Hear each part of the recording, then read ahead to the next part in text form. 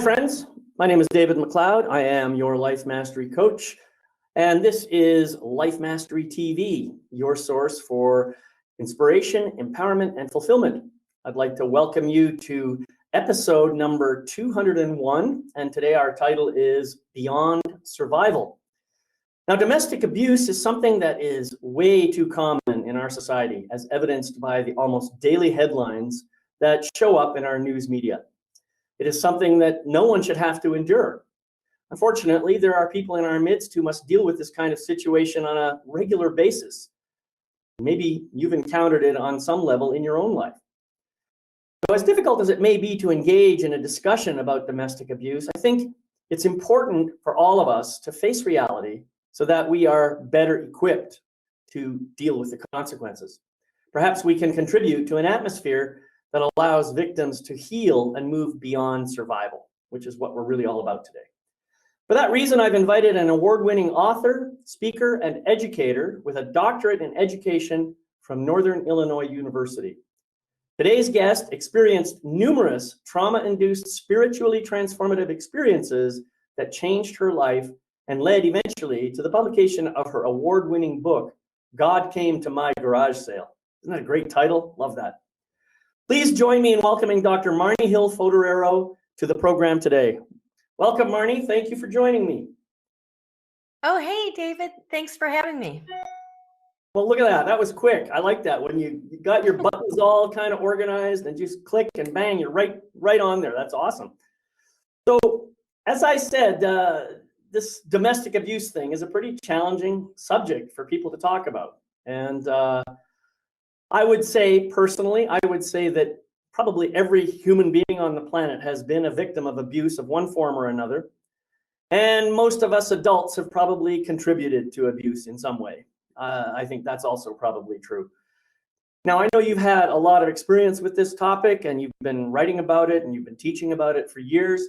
I'm wondering if you can share a little bit about the personal journey of yours that led you onto the path of supporting people to heal from trauma or abuse.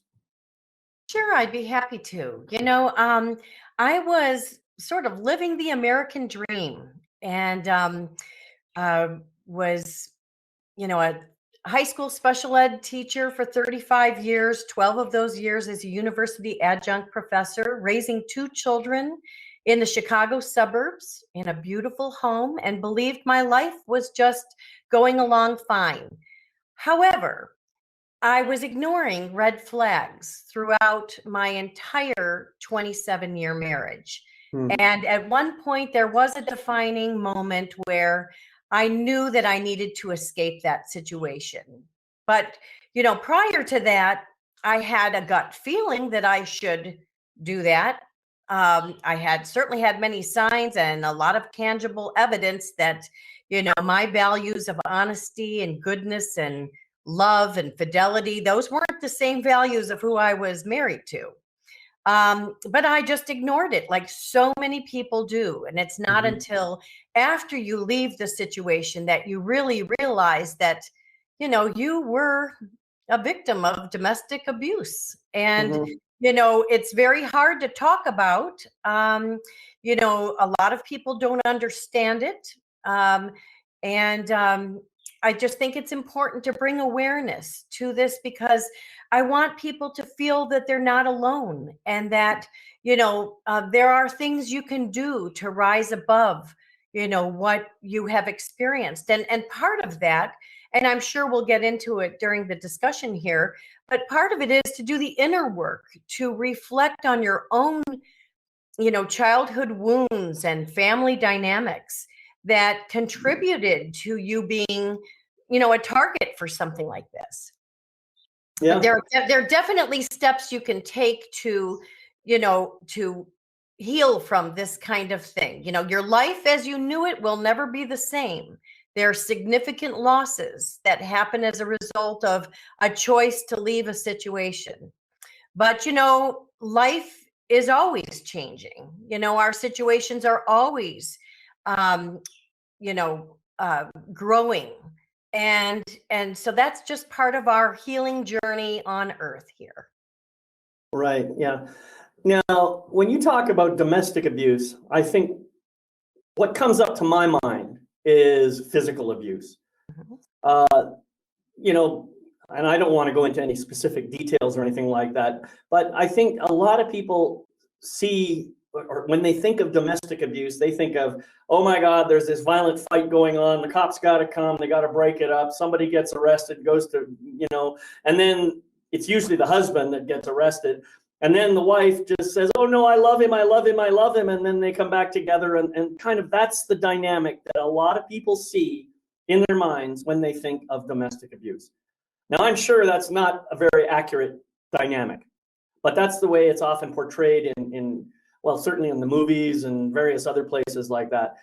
Can you tell us a little bit more? What kinds of scenarios are classified under this general title of domestic abuse? What kinds of situations could people find themselves in, and really be clear that that's what it is? Right. Well, definitely. And I do agree with you that when you hear the term domestic abuse, you do think of, broken bones and bruises, when really there's emotional abuse and there is financial abuse where, you don't even have access to your own money, or have the freedom to have a checking account or to, buy needed things at the grocery store, let alone something extravagant as something maybe for yourself, which really isn't extravagant, if you're taking care of yourself. There's sexual abuse, which also, people think, well, how can you have sexual abuse in a marriage? Well, you definitely can. And, I'd like to preface this that, this is not gender specific. Domestic abuse happens to both men and women. And for a long time, like you said, it was the husband or the male that was, the perpetrator. And, the tables have really turned in the last 10 years where, many of the women, are also abusers. And it's, so it's important to bring awareness to this, but abuse can take on many forms. And I think it's very important to know some of the signs associated with abuse, to know if you're in it, because in my case, it wasn't until 27 years, after that, I finally got the courage and strength to say, wait a minute, enough is enough. I don't deserve to be treated this way. And it's not very healthy. And our values are very, very different. And, abuse can also take on a very detrimental form of even child abuse when there's parental alienation involved. And I speak about that not only as as someone who has experienced that, and have met many wonderful dads and moms that have experienced this. But it's just such a devastating form of child abuse to the young and adult children, because they're being used as a weapon, when one parent wants to destroy the others at all cost. And some people with these, malevolent personality disorders, they are obsessed with your destruction. So, they will do anything. They'll take everything from you. They'll, people that leave these situations also find that they've lost their home or their money or their safety and security, even their friends and family and neighbors, the support system that they thought was always there, it's gone. Right. Yeah. So this is a huge topic. This is not something that we're going to cover in detail in 1 hour, that's for sure. But I think we can probably nail down a few specific details that could be helpful to people. Now, you mentioned yourself that, you were in this marriage for 27 years and weren't even really consciously aware of the signs and the signals until long into the marriage. Now, I suspect that part of that had to do with just your natural desire to keep the relationship healthy and whole to the maximum extent possible. Yes. I think yes. we all tend, yeah, I think we all tend to do that. And so you may have turned a blind eye to certain things. Now, this is not to judge you or anything like that. It's just, it's something that we do. I know I've done this in my life. But why can you maybe you use the term red flag, and I want to come back to that because these signals, these things that you say you could have noticed as you look back in retrospect, you were not really noticing. Tell us a little bit about those and what kinds of red flags we are likely to experience in these environments, and how we can keep our awareness high enough so that we don't ignore them. Wonderful question. And there are a number of different red flags. And so what I will share here is not an infinite, it's not even addressing the many different forms that the red flags can take on. And there are many different ways to start paying attention to those, or to realize they're significant. But one red flag is that you are gaslit. So gaslighting is, a strategy, a technique used by an abuser to get you to question your own reality. So, you really, it's actually, the term is taken from a 1944 movie called Gaslighting, where in this case, it's the husband was slowly turning down the gas lights to make the wife kind of question herself, like, wait a minute, I thought I just turned this up. In addition to hiding her keys and doing a lot of different things, and then all of a sudden finding them and being the hero when he was the one who actually took the keys and put them in a particular location, and but gaslighting can happen to a lot of people where the abuser will even be so blatant to say, well, you didn't see this correctly. I know you heard something, but what you heard isn't what it really was, or what you're experiencing, is faulty. So they're kind of portraying a false narrative about a situation. But they're making you feel like you are the one seeing things wrong. So gaslighting is done not only to you as a victim, but to your friends and family, to your coworkers, to your children.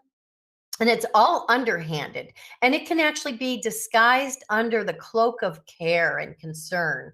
Oh, I really care about this person, but you should know how, mentally unstable they really are. When really, I've had a couple of marriages, just for the record. And in my second one, I was married to a psychotherapist, and her terminology was crazy making. Yes. And that makes sense to me, this crazy making. I remember when I first heard the term gaslighting, I said, I'm sorry, I don't get it. But now that you've explained it, it makes a lot of sense to me. Right. And I will tell you, on my healing journey, when I finally realized, what I was dealing with, not to the extent of the seriousness of it all, but I knew I was dealing with someone who had a personality disorder that really was, using strategies to sabotage my life and destroy my life in any way he could. I was actually looking up terms. I would write down terms of what is gaslighting, what is scapegoating, what is crazy making, what is word salad. What is a smear campaign? I even needed to look up what is narcissism, or when I finally realized my domestic abuse involved, the alienation of my 2 adult children, not little kids, we're talking at the time 20 and 23 years old.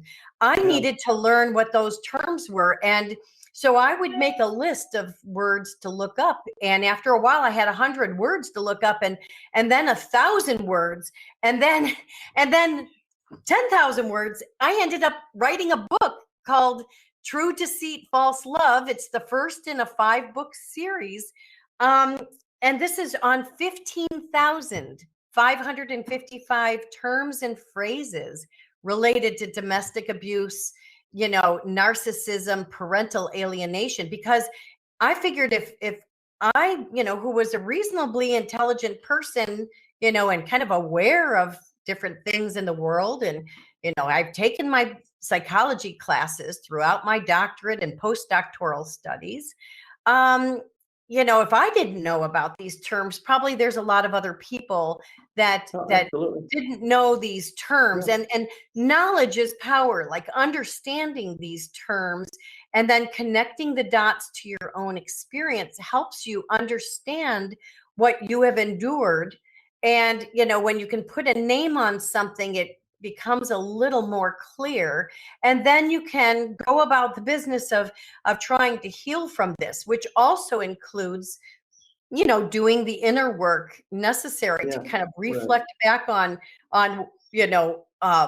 what made you a target, what are things in your personality that, you turned a blind eye, like you said, where you're just, you don't want to see the writing on the wall because you have your own kind of tunnel vision of what, you want for your life and this happiness, this dream, it's almost a fairy tale because so much of what I was living, even the whole idea of, having our house paid off for a decade or whatever, that was not true. I was living in a false reality.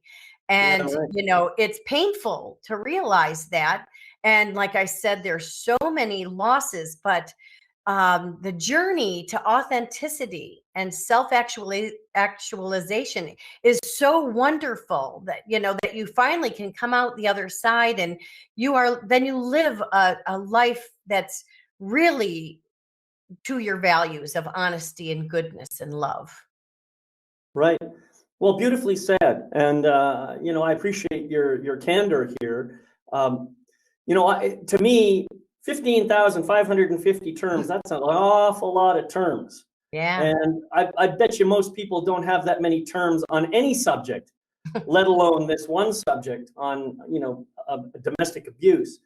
But one thing that you've been talking about, this idea of, personality disorder and narcissism and various other things, I tend to think of things in terms of spiritual versus non-spiritual, or if you like, disconnection from our spiritual nature. And I think that what happens is, and this is largely a product of our whole, what do I want to say, the cultural environment, if you like, where we are taught and encouraged to think with our left brain, to see everything logically, scientifically, sensibly, rationally, and not to pay any attention to the right brain, which is all about creativity and stuff like that. And so consequently, we foster a very, very strong ego mind, and our soul gets diminished. And I think what really happens is when the ego mind gets activated, the ego wants to be in control of everything. And so narcissism is just an expression of ego mind. Controlling other people's behavior through these strategies, that's all a product of the ego mind. Mm-hmm. And so the people who are doing this are really very disconnected from their own soul. Totally if they agree. could reconnect to their soul, then they would realize the kind of damage they're doing by being so connected to their ego. And I think that's when healing really happens. So we as people, if I'm a victim of domestic abuse, the question that I have to ask myself is, what is it about my ego that is putting me in the position of having that experience when my soul clearly doesn't want that kind of experience? My soul wants a connection type experience. What is it? How do I take responsibility for the choices I make that put me in the situation of allowing someone else to abuse me in the first place? So much so that is doing the inner work is very important. Yeah. I'm sorry, I kind of went a little off there. But No, it's good. It's good to have these discussions. But yes, doing the inner work is very important. And actually, I do believe there's a significant connection between spirituality and these, human relationship dynamics. This is why you came up with the title, God Came to My Garage Sale. By the way, I think that's a fantastic title. Thanks. Let's just take a little diversion here. Tell us a little bit about that book. And I'm sure it has something to do with your journey, but I'm not gonna make a guess about exactly what that is. Share a little bit about what that book is about and why you wrote it. Sure. In the midst of, the repercussions of the decision that I made to leave this unhealthy relationship, I had to leave this beautiful home and neighborhood and life. And I had to have a garage sale. But, instead of being sad or angry or having like negative thoughts, I had thoughts of gratitude. And I was so thankful that even though I lived in a false reality in many ways, it was, you know, a beautiful place to raise my two children.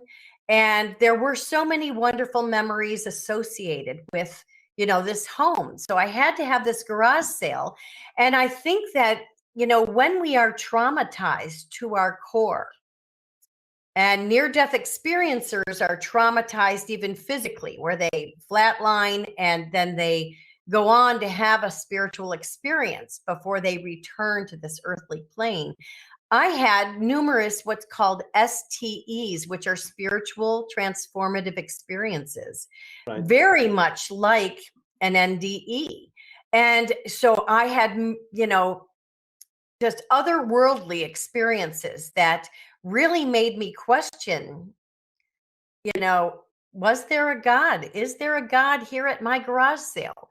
I felt loved and supported, and I was reassured with various different experiences that I would be okay. And so that started me. I was compelled, like many people who have transformative experiences, I was compelled to tell my story somehow. And I chose a spiritual fiction and actually got the endorsement support of James Redfield, who wrote the Celestine Prophecy, who Great also, book. Yeah. amazing book and an amazing series of books. And actually, Right. James Redfield continues his work today with what's called the Celestine Vision, where he Right. goes around the nation just helping people kind of self-actualize and to be aware of signs and synchronicities and to evolve spiritually. Because like you were saying, the perpetrators, the abusers are not evolved spiritually. In Right. fact, that's why so many of them don't ever change. They don't ever get diagnosed with anything, and very rarely will you hear of anyone kind of owning up to the hurt that they have caused even their own children. They just go along with this false narrative, and they kind of go from one shiny object to another shiny object to another. And which terminology wise, they talk about sources of supply, but they've been working on, this harem closet, this number of different relationships and situations for years and years and years, because they um, they don't put all their eggs in one basket, even if they have made a vow, and and even if decades have gone and children are raised and that type of thing, they still are on the prowl for the next, something that will make them feel good about themselves. Because these people really have their trauma and core wounds are significant. And that's why, You're right. Yeah. I have, as an empathetic, loving person, I do pray and reflect on just wishing well for all these people that do such evil things. And it really is kind of a spiritual difference, because I think once you have evolved spiritually, and I think that's a lifelong process. It doesn't, you just don't get to one point and say, okay, there I go, I'm evolved. It is a journey that continues. And but then we're on a path of growth. And as opposed to, the people with these different behaviors and tendencies, they're not on a path of growth. They're on a path of vindictiveness and revenge, and Right. because they've got a false mask. In fact, all of my books in the series, this is a survivor's workbook that has to do with acrostic poetry and using these terms in a non-gender, non-roles, way so that it can relate to a lot of different people. But, kind of understanding this terminology and putting the pieces together just really helps you kind of move past and understand that, some of these very broken people, um, are on a mission to destroy, but it understanding is important, but at the same time having some healthy boundaries, which is also very hard for people to do, because of trauma bonds that they might have with other people, even lifelong friends, are definitely their family member. They can be trauma bonded to them, and changes. Yeah, they call that the Stockholm syndrome, I think. Well, Stockholm syndrome is just one way that trauma bonding can manifest itself. The Stockholm syndrome is a term taken from, a bank robbery in Stockholm, Sweden, where the tellers who were really abused and their lives were threatened actually took on the plight of the bank robbers, that they were so empathetic that they really supported these bank robbers and kind of saw things from their perspective. And it was such an unbelievable phenomenon. But now when cults have been exposed and parental alienation, which is just huge with the Stockholm syndrome, they get people to align because they'll use, outright lies to build up their narrative, but they also use half-truths, something that might be believable to get someone to align with them. And there's a lot of research on this, and like I said, it happens to both men and women. It's devastating. I mean, people can go decades, even a lifetime, without connecting back with their own children because of parental alienation. So much damage has been done. And then at some point, these adult children are just kind of worn out from it all, that life is just easier for them to just go along the status quo and continue that relationship with the abuser. And instead of opening their eyes objectively to what has taken place and welcoming that other parent back in their life. It happens, reunification happens sometimes, but it doesn't a lot of times. And, these kids are also influenced by so many other people around them too. So that have these, they call them flying monkeys, or, supporters of the alienator, supportive of that narrative. So much so that there's another term I had to learn, independent thinker phenomenon, where these children at some point believe they're the ones that made the decision. Oh no, that parent never says anything bad about the other parent.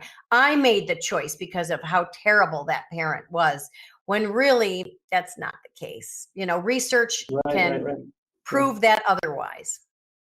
Yeah, it's pretty fascinating for sure. And, I know there's a lot of, like I said, a lot of detail here. I guess, you mentioned a while back about doing the inner work. And I think, so in your case, you're talking about coming to your own realization about what was going on in your marriage, making a conscious decision to leave that marriage, to leave your home, to leave your family, well, not leave your family, I guess, but to leave that city. And in that process, you that was like your wake-up call. That was the starting point of the work. Now, how much time has passed since then? And how much work have you done aside from writing these books? I'm sure you've done a lot of personal growth work on that. Talk a little bit about that and what that really means to do the inner work. Well, I think that can also look very different for different people.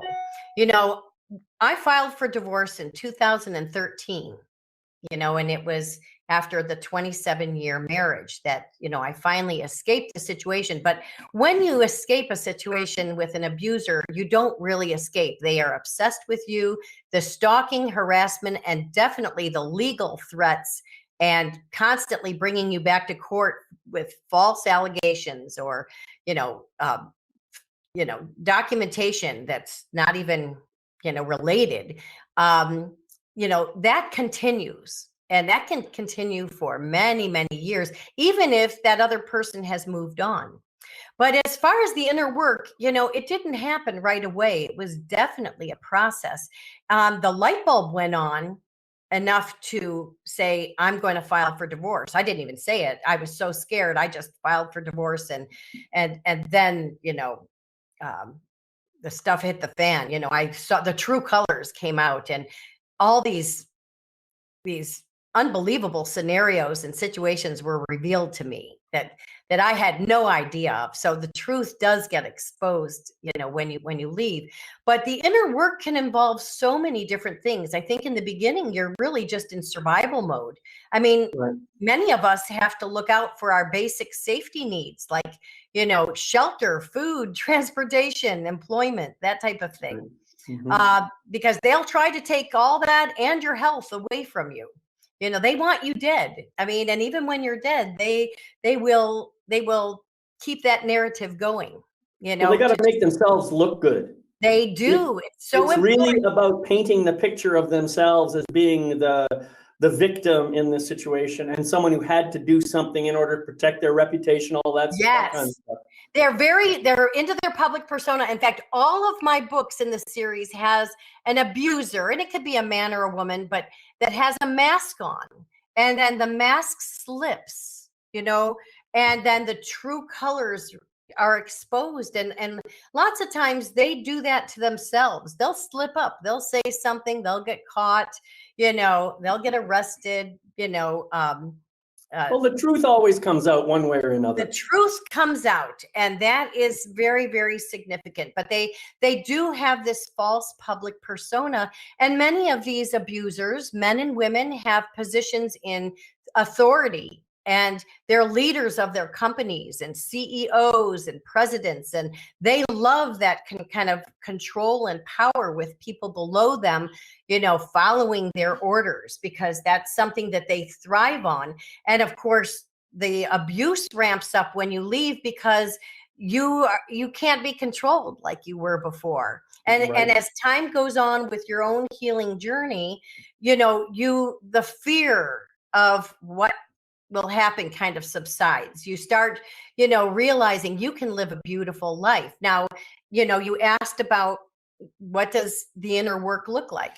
Well, very, very important to, after the survival mode, and you get yourself in a safe place, spend some time reflecting, whether it's meditation or walks in nature or quiet time, to just kind of think about your own life, and what you have to do the inner work. And the inner work is really reflecting back on what made you, someone that would tolerate this kind of, behavior. And why did you have like no boundaries? And why would you allow people to continue to treat you bad when really, you deserve so much better? And so that's so important to do. I actually physically, because of so many threats, moved thousands of miles away from my perpetrator. So I left the Chicago suburbs and moved to the Caribbean. And, I am just living a much more authentic and happy and safe life here. Although with technology and with the abuser's need to constantly connect with you and engage with you, they will still try to somehow get you involved with them. And they'll do it legally, where you don't, have that much choice. You have to respond to certain things. Even if they're with outright lies, you still have to kind of, prove that they are what they are doing. But, so physically put yourself in a space. And then, the whole term of self-love is a little bit overrated and overused, but really it's a very important part of the healing, because you do need to take care of yourself, what you put in your body. I am eating so, my diet or whatever is so much healthier than it was in my previous life. But I also live in the rainforest in the Caribbean, and I have a hydroponics farm, and I do a lot of gardening, and everything is local, locally sourced. We have a local farmers market. So I'm physically, I'm putting in very good nutrition into my body. and taking care of my body. And that's important. I'm also getting beautiful sleep, restorative sleep. But I also am at a different phase in my life where I don't have to wake up to an alarm and go to a day job. I did that for, many, many years. And so now I have the freedom to just let myself go to sleep and wake up naturally, which is wonderful. I think that there's other self-care things to do as far as exercise. Now, I don't put on a matching outfit and go jump up and down at a gym. I don't do that, but I swim in the ocean every day. Right. And I hike the rainforest every day, and I'm working in my extensive gardens every day, and I'm constantly, very physical in a natural way. So I'm getting exercise that really works for me. So I think that if someone finds themselves in that situation and wonders what is the inner work, it involves, mentally reflecting, to understand. It involves research, like learning about these terms and learning about different personality types and kind of being aware, but it's also physical with your physical environment. Yeah. So this is all great suggestions. And, I think for me, the way I see it is your life has been a certain way up to that point. Mm-hmm. And now you've become aware. Now you've got to make the change. It really is being willing to have the courage to transform your life into something that you truly desire and you believe you deserve. And the thing is, some people, we got to be honest here. Some people believe, and who knows where this belief comes from, that they don't deserve any better, that they deserve to get this punishment because they're bad people or some ridiculous thing like that. They have these thoughts in their head. I am being treated this way because God is getting even with me for being a born sinner, or whatever the story is that they make up in their mind.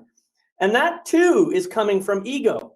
Mm-hmm. So the thing is, we have to transcend the ego. Ultimately, that's the ultimate objective of personal growth, is to transcend the ego and allow the soul to have its rightful place as the commander of our lives, rather than sitting back in the background letting this insane ego mind try to run the show when it really doesn't know anything, And so then also going hand in hand with that is there's a need for a lot of people to have external validation so that they don't feel worthy unless someone tells them they are worthy.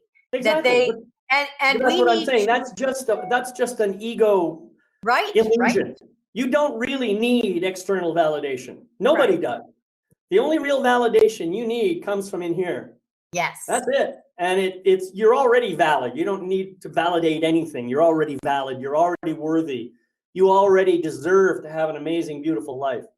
So it's a question of coming back to the truth about what you really have in your life, which is this amazing, beautiful spirit connected to God or source or whatever you want to call it.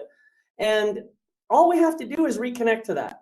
Mm-hmm. That sounds so simple. All we have to do is reconnect to that.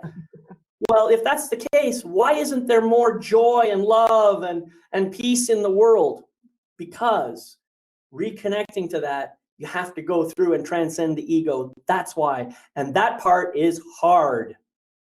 This is why we have so many people who are still abusers, that are still, because they're stuck in that ego mind thinking, and they don't even realize about the truth of their soul.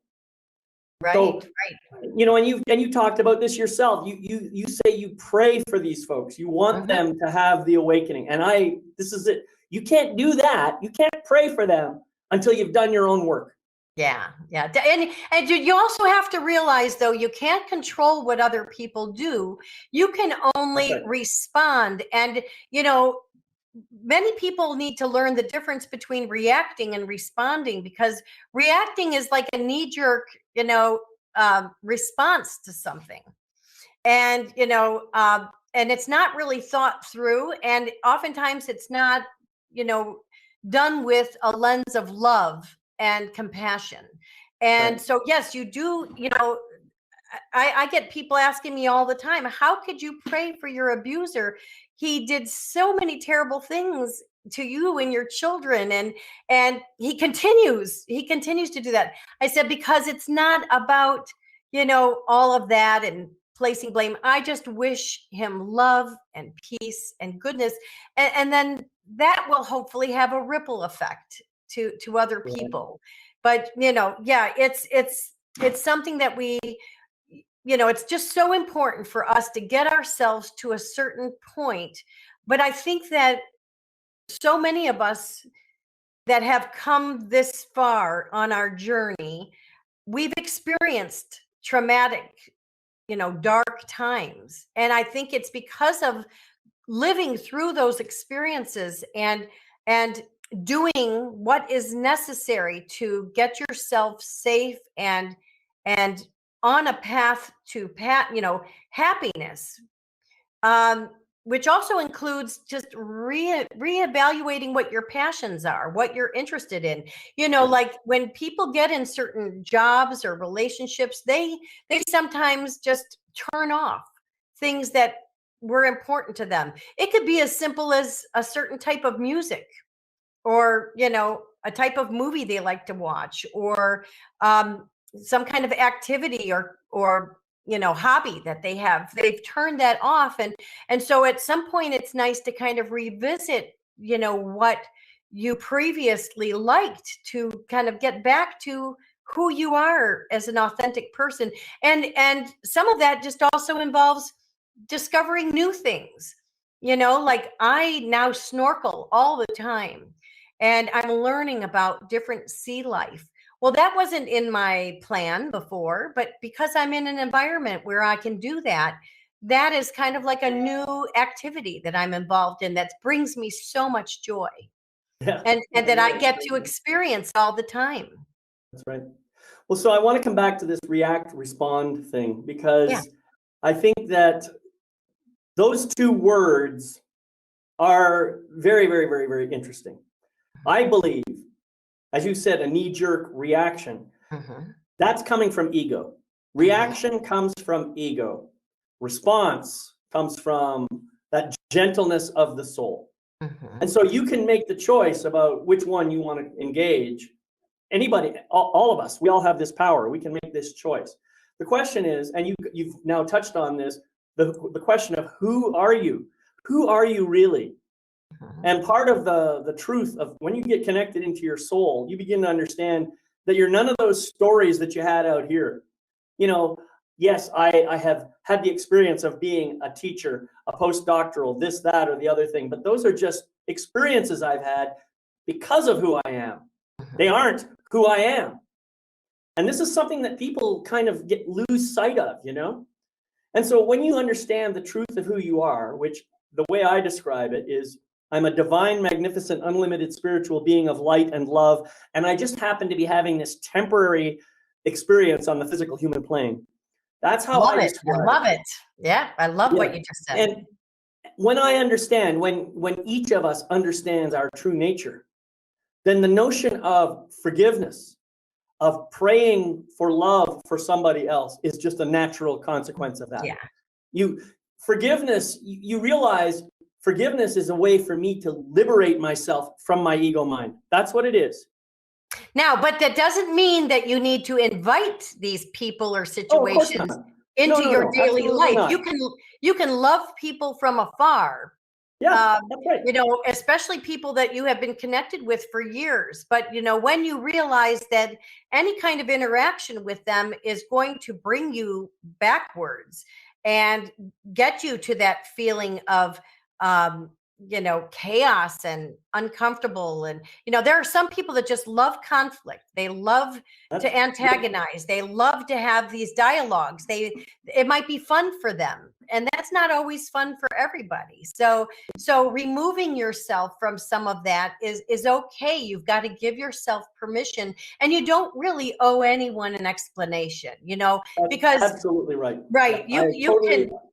I totally agree with that. I think that the idea of forgiving someone doesn't mean that you are welcoming them into your life. It doesn't mean you're approving of their behavior. It doesn't mean anything like that.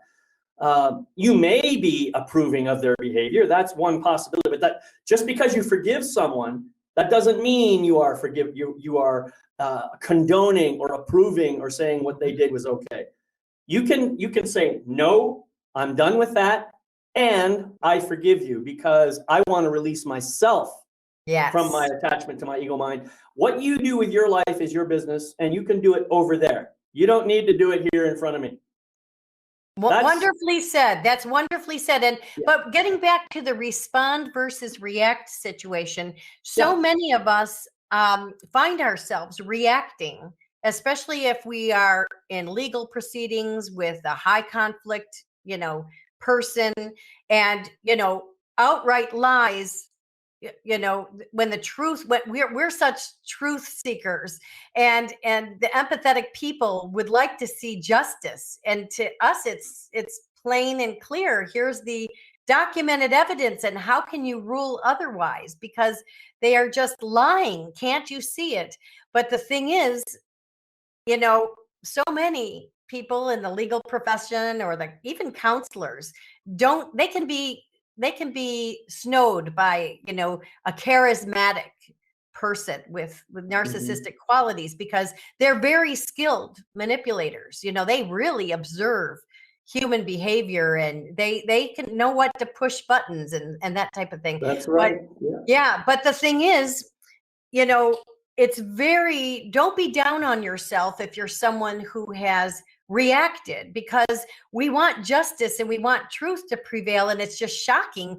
We feel the need to defend ourselves, and sometimes we do need to, but it's better to count to 10, or let some time pass before you even respond or acknowledge, because then you can put your perspective, your thoughts into perspective, I guess it is, and really try to be more thoughtful. You might not be able to change anyone's mind, but you can at least not have that knee-jerk reaction. But it's a natural feeling and behavior to try to defend yourself when they're outright lying, and so much damage is being done that's going to affect your life for the rest of your life. Yeah, that's very true. And something else I will say here is, listen, while we are here in this physical form, we will have access, we will be in part in relationship to our ego mind. There is no way to eliminate the ego while we're in this physical body, at least none anybody knows about. We can learn how to live with the ego. We can learn to tame the ego. We can learn to quiet the ego. We can learn to transcend the ego. All of those things we can learn to do. But as long as we remain in this physical body, we can't get rid of it. Therefore, no matter how much work you've done, no matter how elevated and illuminated and whatever the word is, enlightened that you might be, you can still have reactions because you still have an ego mind. And in fact, if you think about it, even Jesus had reactions, and they talk about it even in the Bible. And furthermore, Jesus did say, turn the other cheek, but he didn't say turn both cheeks. So if someone hits you on the cheek, take the time, react, to stay in response. But if you turn that cheek and he hits the other one, Jesus didn't say stop defending yourself.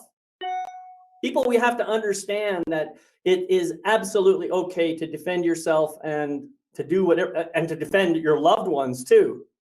Absolutely 100% okay. It should never, ever be a crime to do that.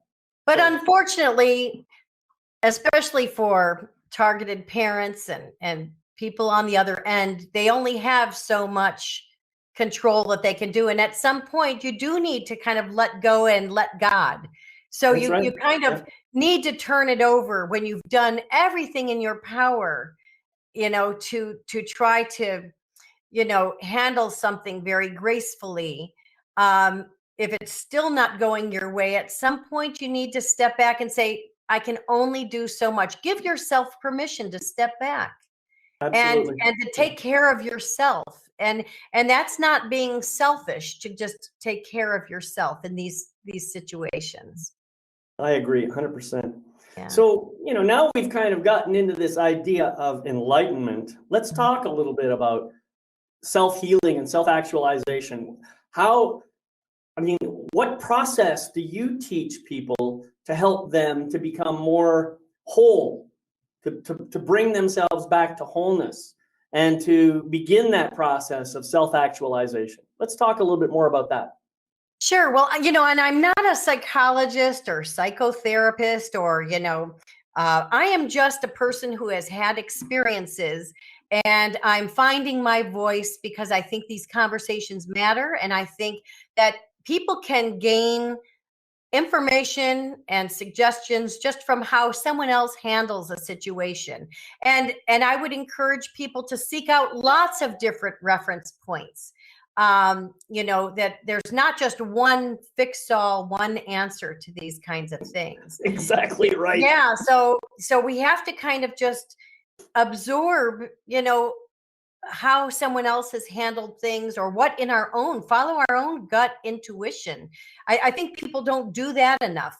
Follow this feeling that we have in our hearts, in our stomachs, whatever, because it could be, people say it could be a sign from divine, it could be your angels talking to you. There's many different, explanations for this kind of feeling. But really, the bottom line is, if something doesn't feel right, it probably isn't right, and you should try to, pay attention to it. But I would say, in my case, I found writing to be extremely healing.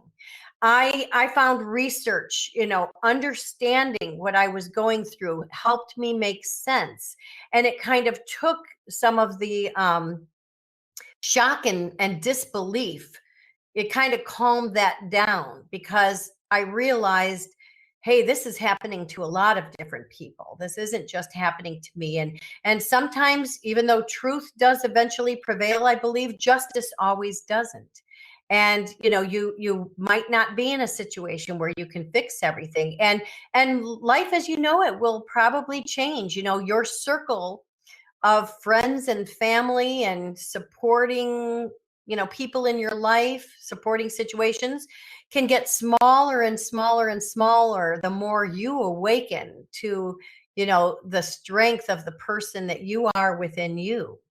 And that's thing? okay. People have to be okay with, quality is much more important than than the quantity of people in your life. Now, I want to highlight that point, because I think that's a beautiful statement, something that I don't think anyone else has ever said to me before. Yeah. If you do the work necessary to raise your awareness about your connection to spirit, to God, and to understand your true nature, the more you do that, the more you realize you don't need any external validation. Therefore, you don't need relationships with as many people as you did Not before. at all. That is a beautiful piece of advice that I've probably said before, but not in that way. It's nice the way you kind of put that together. And actually, when you do that inner work, then you start to see that some of these relationships that you've had maybe for years, or even if it's an acquaintance that you just met yesterday, you can start to see different signs that really can be red flags that you need to take this slow, and you need to back off, or you need to maybe not engage. And so, where previously you might have just been accepting, thinking that your values of goodness and honesty and love are what other people's values are, when really that's not the case. We're doing a lot of assuming here. And so we have a lot that's part of the healing journey, is learning. But what I did find was writing was extremely therapeutic, and that's and actually the flow from the spiritual book, even though it's a spiritual fiction, it's based on true experiences. It was inspired by real events that were life-changing, that really had a natural progression for me to get into my 5-book series, True Deceit, False Love, because, it's actually a creative approach. It's not your regular self-help book. It's even though it's prominently endorsed by huge influencers in the abuse recovery community, and actually, people that have coined various terms, in psychology, but they've really seen the value of how I've put together this 5-book series, because it involves poetry, it involves word search puzzles, it involves reflecting on words and terms, and in a real creative approach. It's a different tool that people can use when they're seeking out tools in their toolbox to try to cope with these things. But I have found that words have the power to hurt, because so much of domestic abuse involves the emotional, manipulation of words and the use of words. But words also have the power to heal us. And we can take these words and learn about them and incorporate them into who we are. And I actually think it's kind of fun to do something different with the words, like with that word search puzzle book, which, and that's the 5th book in the series, is a word search puzzle book. And I use different terminology.